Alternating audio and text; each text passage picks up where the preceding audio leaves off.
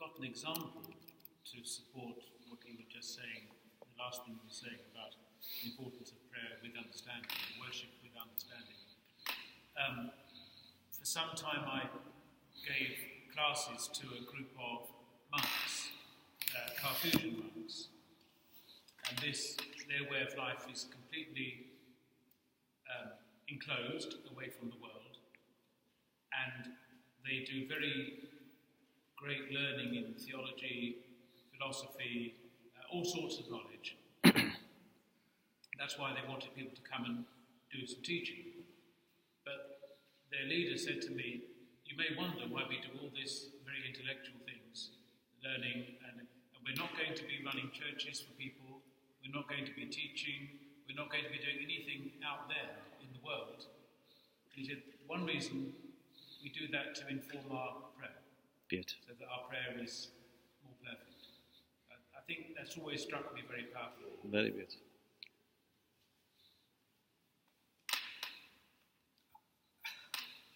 Shomali, how do you actually engage? We all pray.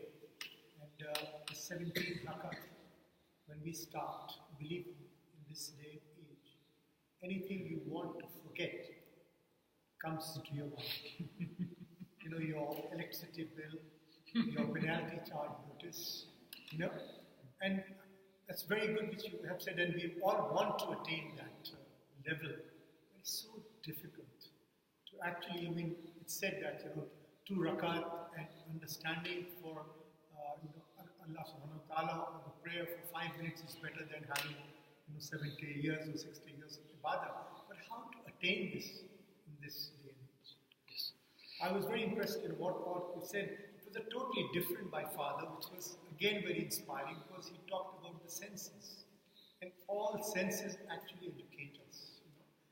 All the 6 senses, he said, they actually invoke a feeling that you should not hear anything bad, you should not smell anything which is not good, you should not, all those senses which brings me to the hukuk, to the rights of all the 5 senses. You should not see anything bad. The education through eyes, you should not be watching porn, which is bad for you. Hearing bad music, hearing bad language. Both the speakers were totally, on different sort of things, but both contribute to the process of learning and worship. And I'm reminded of Imam Ali's saying that he was asked, do you worship God? That's Mawla said that Ali can never worship a person who he has not seen. But he has not seen God through these eyes, but through the eyes of Marfa. He has felt God. And that feeling of God will only come with devotion, with clean heart, honesty, integrity, rather than a prayer.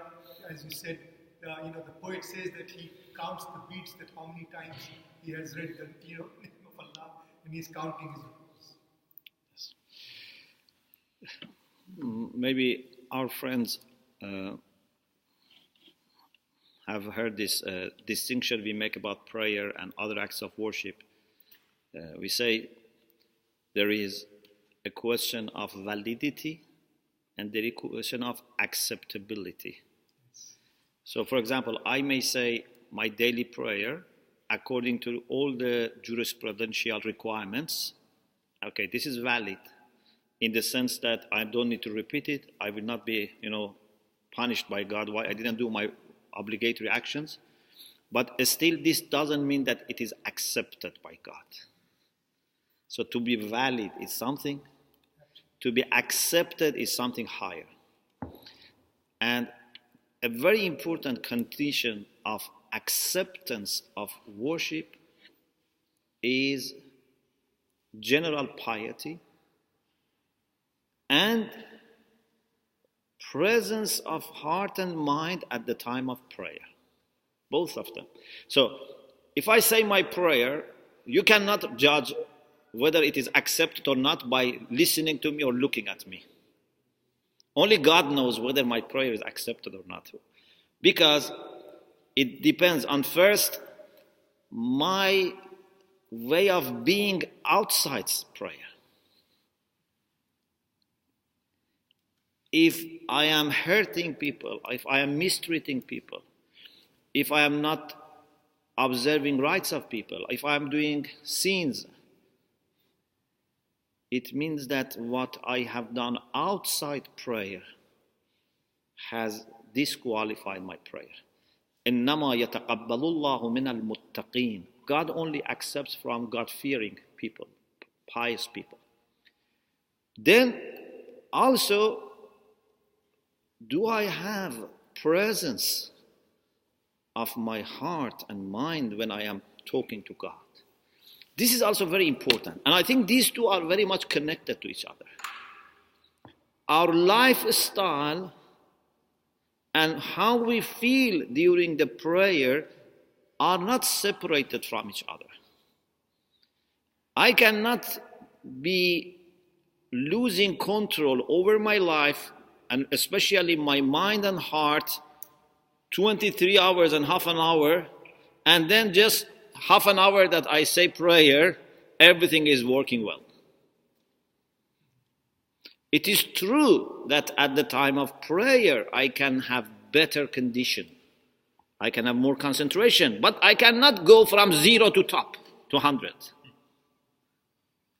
I should have, for example, 60, 70 degrees of mindfulness outside prayer, and any prayer hopefully reaches 90 and little by little more. But if I am totally mindless and heedless, and then all of a sudden I want to switch, plug in and, get connected to God, it doesn't work. So I think, therefore, these two go hand in hand. We should always try to improve our condition at the time of prayer, but also we have to improve our whole lifestyle. And each of them help the other. And little by little we grow. And of course, there are some suggestions, some instructions given by our scholars how we can prepare ourselves for such prayer. And I only mention one thing because there are many and we don't have time. One of the things which is very highly recommended, and I don't know if in Christian tradition also perhaps you have this also, that every time that you want to pray to God, think that this might be your last prayer. We say salata muwaddi'an, means someone that maybe this is his farewell prayer. Because sometimes we take it for granted, I am going to have many, many prayers. No. Every time might be your last chance of praying. Whatever you want to do it now. Show your art, your skills, whatever you have in this prayer, because this is possibly your last prayer. I think this brings more alertness. Yes.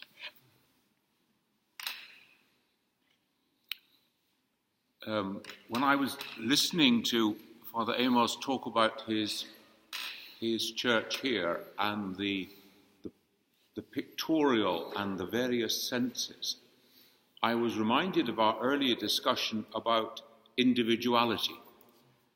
Because we could have been in a quite different church, of a very different tradition, and actually we would be very hard-pressed to find any of those senses engaged. Totally plain walls, no incense, no bells, maybe even no reading.